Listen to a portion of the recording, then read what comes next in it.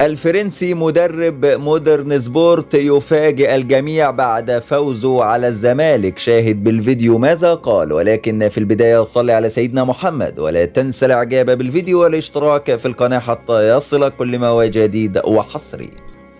الفرنسي فرانك دوما مدرب مودرن سبورت يفاجئ الجميع بتصريحات من العيار الثقيل نقلتها إذاعة القاهرة سبورت بعد فوزه الساحق على نادي الزمالك في بطولة الدوري بهدف دون رد.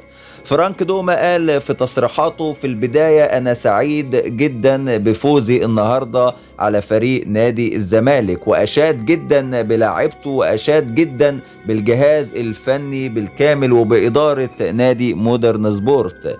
قال النهاردة ان احنا تعرضنا لظلم تحكيمي في بعض الحالات اللي كان يستحق فيها لاعبي الزمالك بطاقات صفراء وحمراء، ولكن قدرنا ان احنا نحقق المطلوب. الراجل كمان اتكلم قال: انا لعبت مباراة دفاعية نظرا لامكانياتي الفنية. قال ان في ناس بتتهمه ان هو نزل يدافع طول ال90 دقيقة. قال مش مهم ادافع او مهم هاجم، المهم النتيجة هي ايه، والنتيجة ان انا قدرت اخطف 3 نقاط غالية جدا جدا من نادي الزمالك. فرانك دوما اتكلم وقال ان من وجهة نظره اقوى فريق في بطولة الدوري المصري، قال هم فريقين اللي انا قلقان منهم واللي انا عامل لهم الف حساب.